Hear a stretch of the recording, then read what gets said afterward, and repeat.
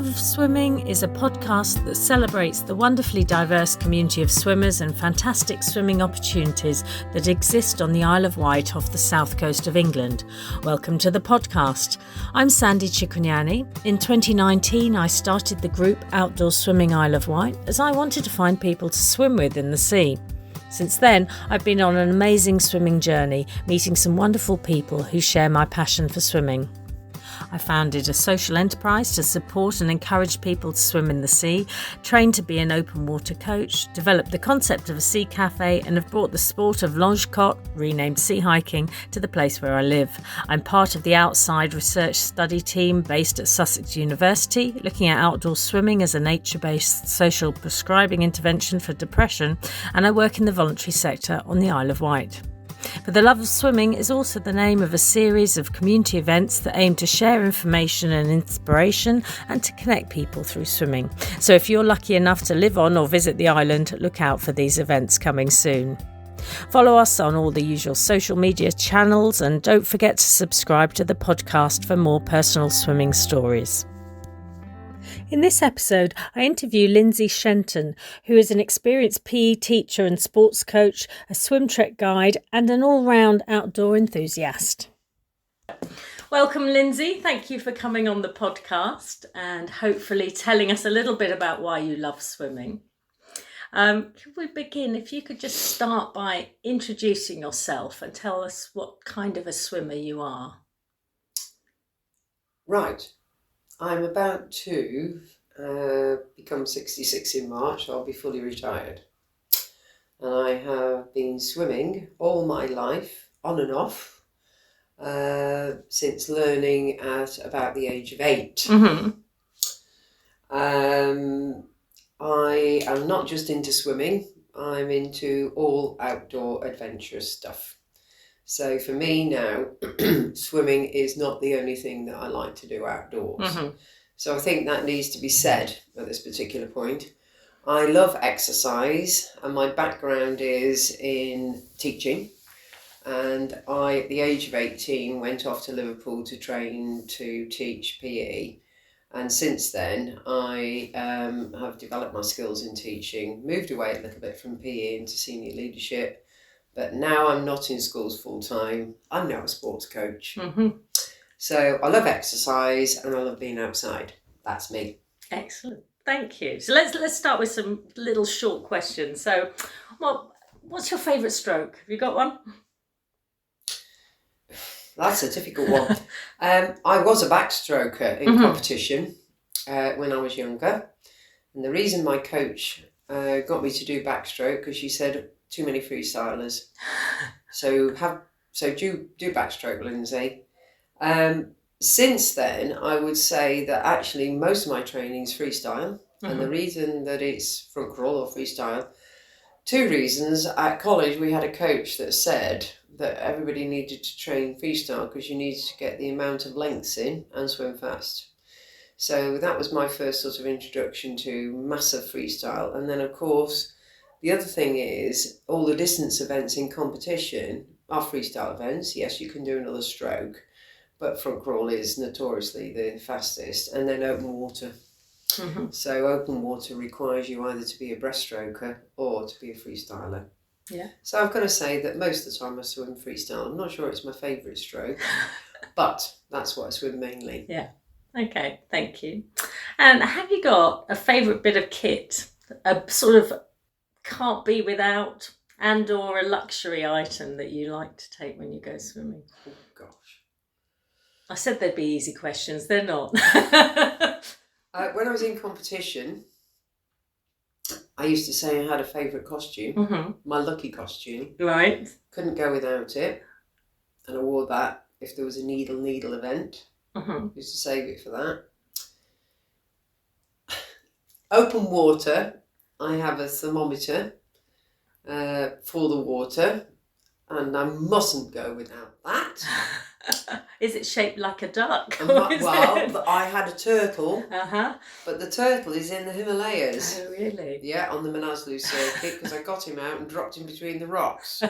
So he's gone. He's in the Himalayas. But I do have Freddy Frog. So I would say open water, I can't go without Freddy Frog. The pool is a tricky one, apart from you've got to have a good pair of goggles. Yeah. You cannot go without your goggles. Yeah, I agree with you there. And have you got a favourite place to swim? No. I haven't. I would say that I love, on the island, there are so many different beaches I love, if I'm really honest. I love fresh water. There's nowhere nicer. You could be abroad, but equally so, you could be abroad in Sandown Bay. I don't particularly like getting out and changing on the sand. I've gone away from grit and horrible. I like shingle. So I like Ventnor, because obviously I can walk over the hills from here down to Ventnor, swim and walk back. So I like that, but I can do it in Sandown. I walk from here over to Sandown, have a swim and then walk back. I love lakes, any lakes, anywhere in the mountains. Yeah. Tell me more about that. Why do you like mountains particularly? I've always loved the mountains ever since I was on an outward bound outdoor pursuits course. I went to Mid Wales, and the first mountain I ever went up was Cadwaradrys, and I loved it so much. I loved the whole week. It was a field trip from school, and then they got us to go on an outdoor pursuits course, and I just loved being outside in the mountains. And then at that point, I didn't really swim in the lakes, never even thought about it. It was just about climbing mountains. But very early on, when I did go up mountains, I would go in the odd lake. Never even thought about it. Just loved it. Just really enjoyed it. You know, the ones on Snowdon, the ones on Cadwaradrys, all sorts of different places.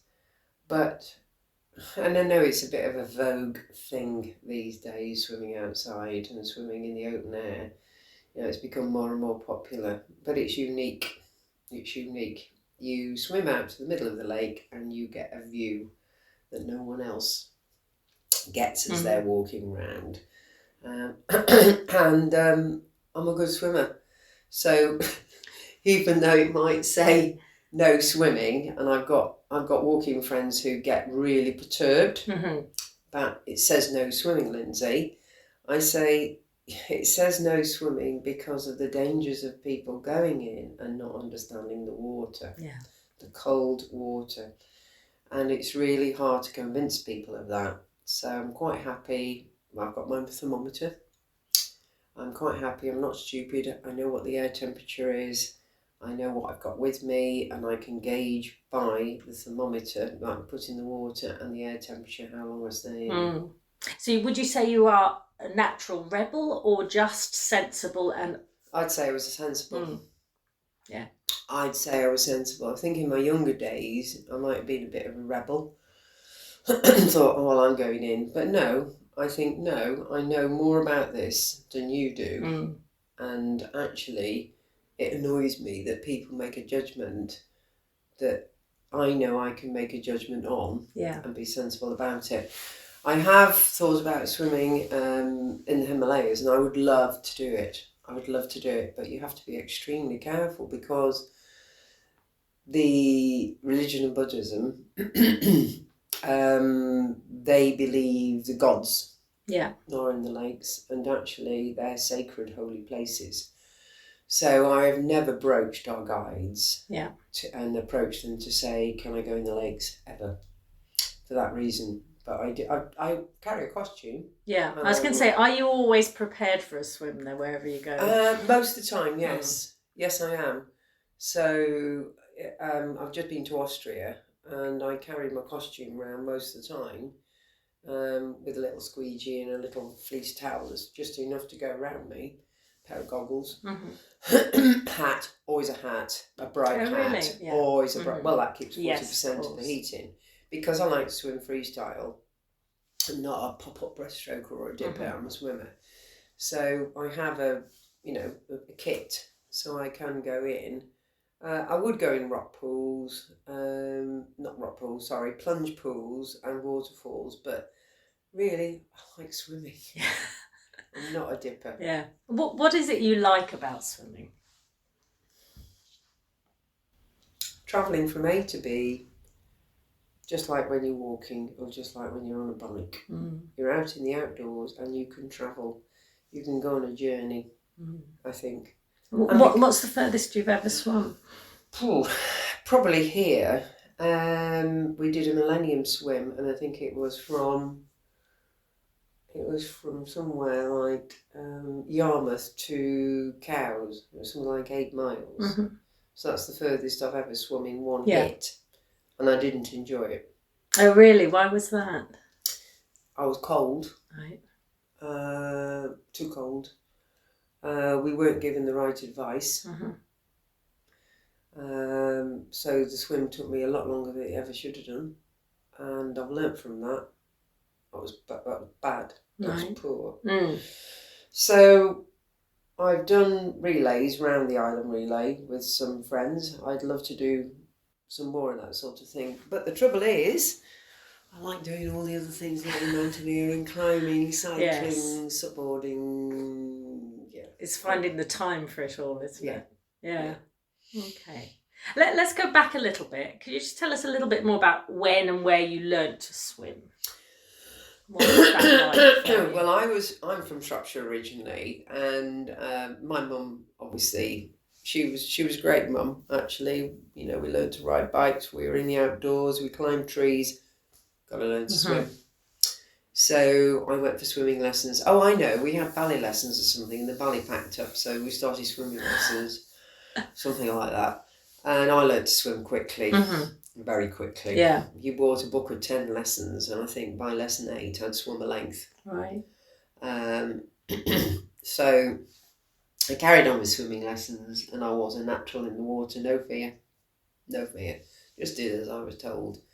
And really I just progressed, and then I don't know what the swimming teacher said to my mum, but then I started training even when I was at primary school. Right, so you went straight into sort of competitive swimming, did you? Yeah, so I can remember even Mum picked me up from the primary school when it was near the age group championships and took me down at lunchtime to swim, because it was pool time, trying to get pool time. So, so I started competition at the age of 10. Wow. But not intensively, no.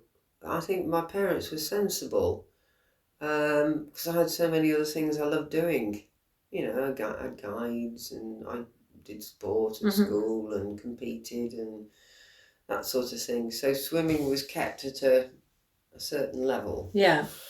I never ended up crying in competition like my friends did, you know, and all this business and too much stress and pressure.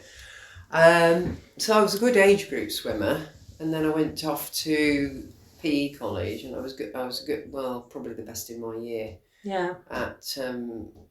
Yes, because I got an age group, when I was younger, I got an age group time to go to the Midlands with my backstroke, and then I went off to college, and it was just great because there was a pool on site. It was like, I've died and gone to heaven. That was great, because then you could train in the mornings, and then we went to, the college went off to British colleges and stuff like that, and then I swam for British colleges against British colleges, British universities, that sort of thing, and then stopped. When did you stop? Stopped when I finished at college, because I didn't think there was anything else. So I just completely stopped. And it wasn't until I came to the Isle of Wight I started again. Oh, really? And what inspired you to start again? Well, at that time, so in between, if I tell you that actually I did lots of mountaineering, climbing, ice climbing, outdoor stuff, kayaking, bit of kayaking with friends, and fell running and bit of road running. Didn't really do much on my bike.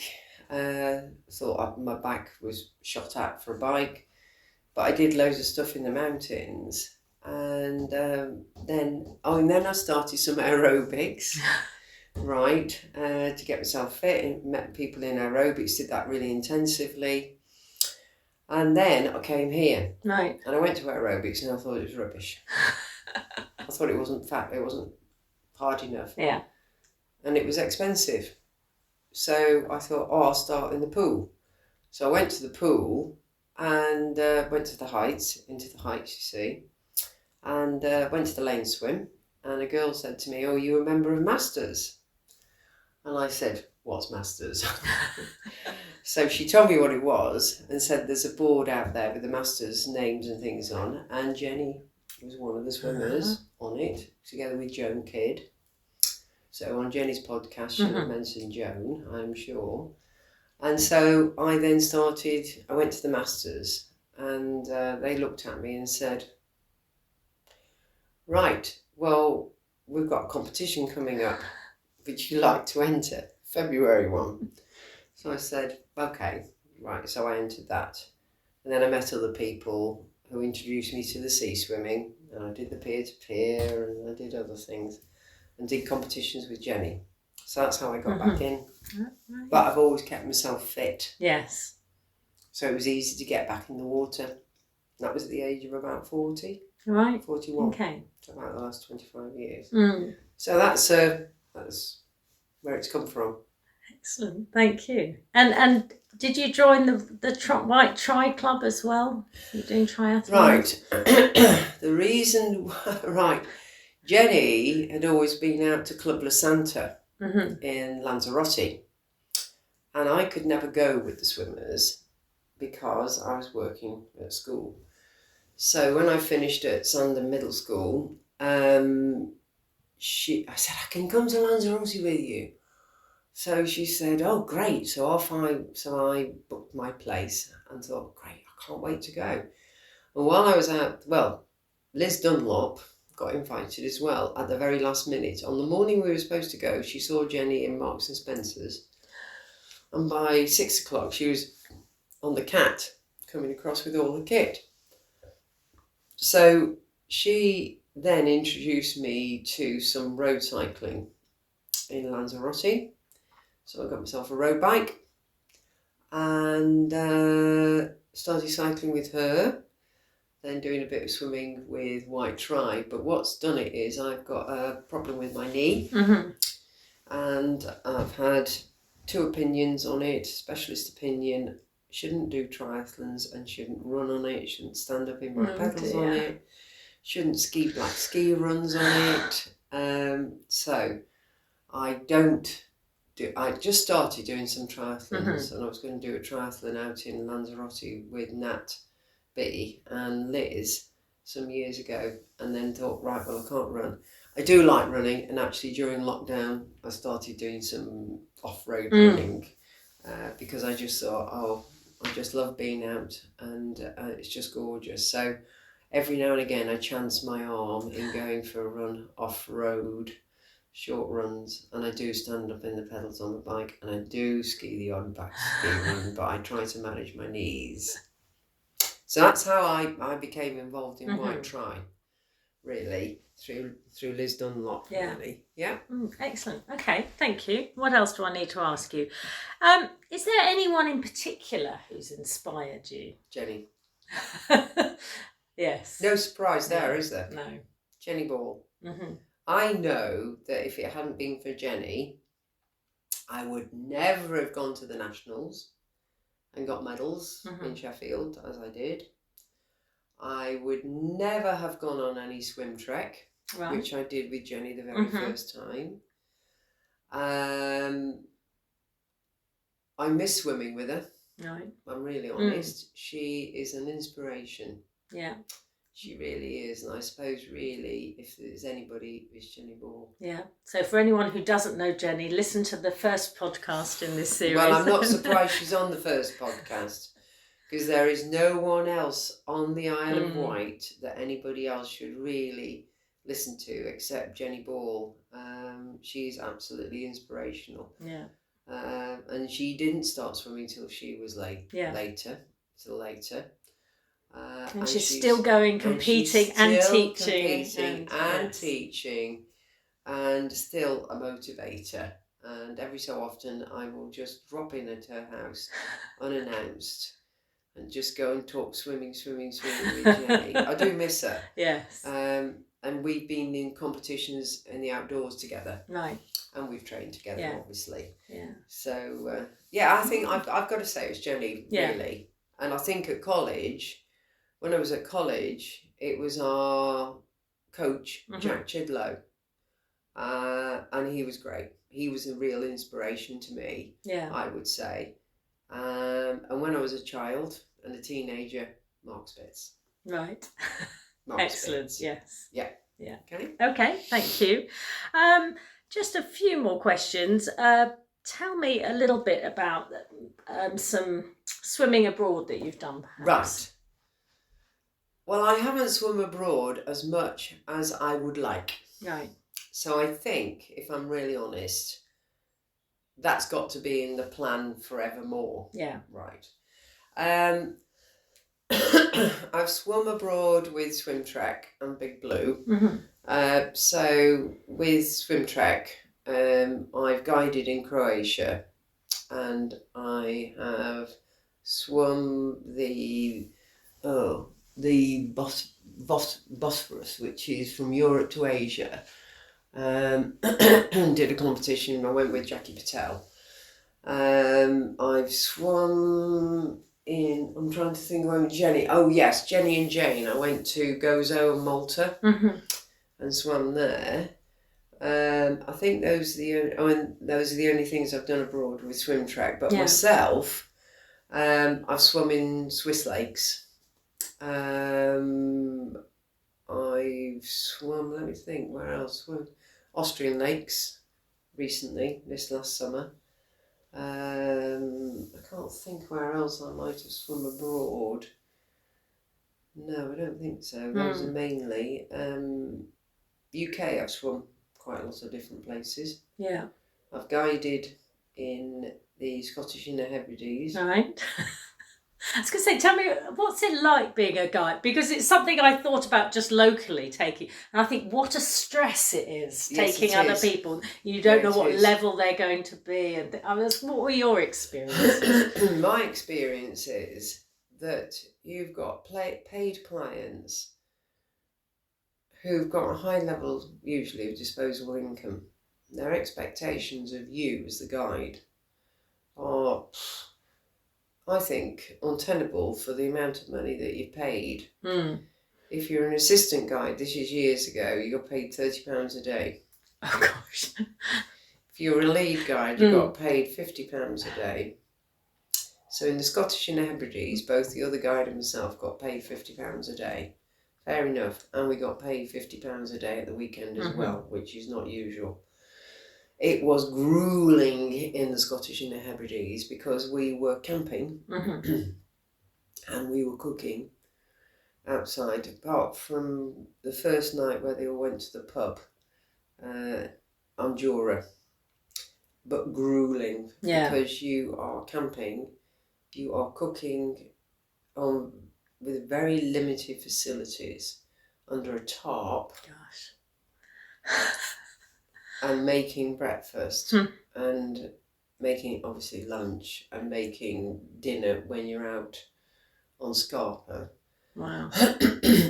And then when you come back, you've then got, and swimming and trekking and leading walks over areas you've never walked yourself. Yeah.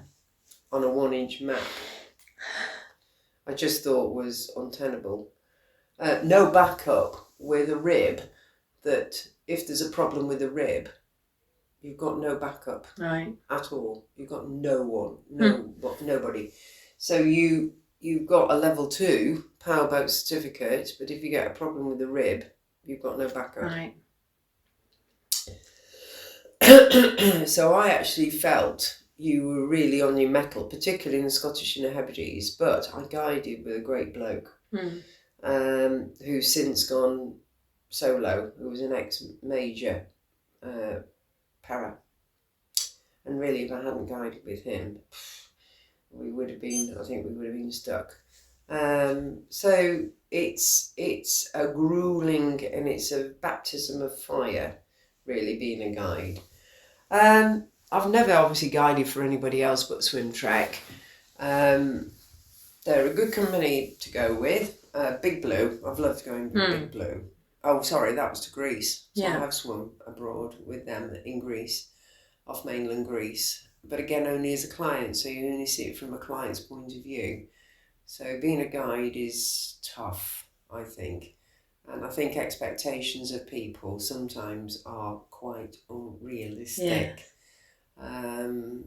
You've got to be all things to all people all of the time, and I think that's a really it's exhausting, tough ask. isn't it? Yeah, it's a tough ask. That's it. Yeah, really. Thank you. No, that's great. And really, one last question. Just tell me a little bit. I mean, you love fresh water, I understand. Yes, but on the Isle of Wight, there's not an awful lot of fresh water to swim in. No. I would say on the island that I'm not one of these people that will go in the sea in all weathers. Right. Summer or winter. Doesn't float my boat. I love it if I go down to the beach and I go down with friends and I can have a nice swim.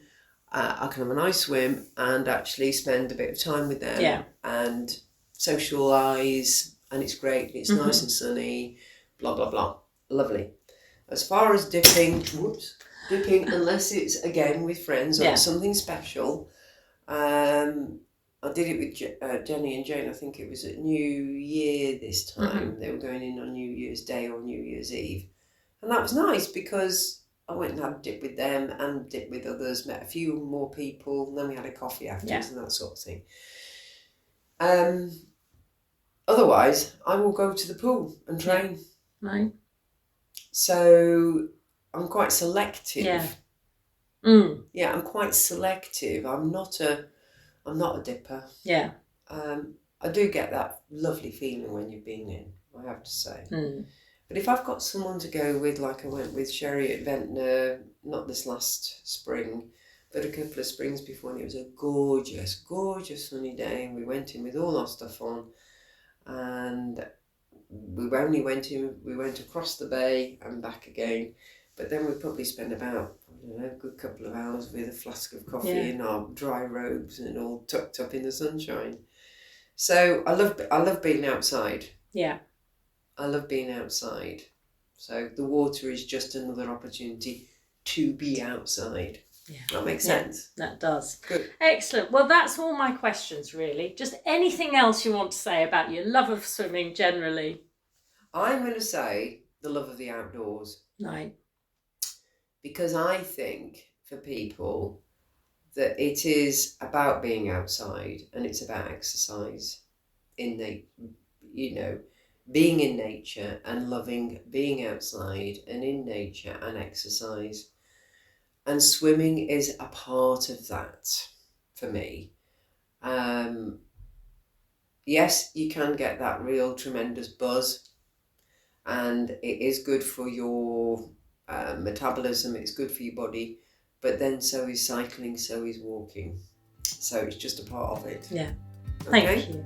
Thank you, Lindsey. Thanks for coming on the podcast. It's been a pleasure. Thank you, Sandy. Thank you.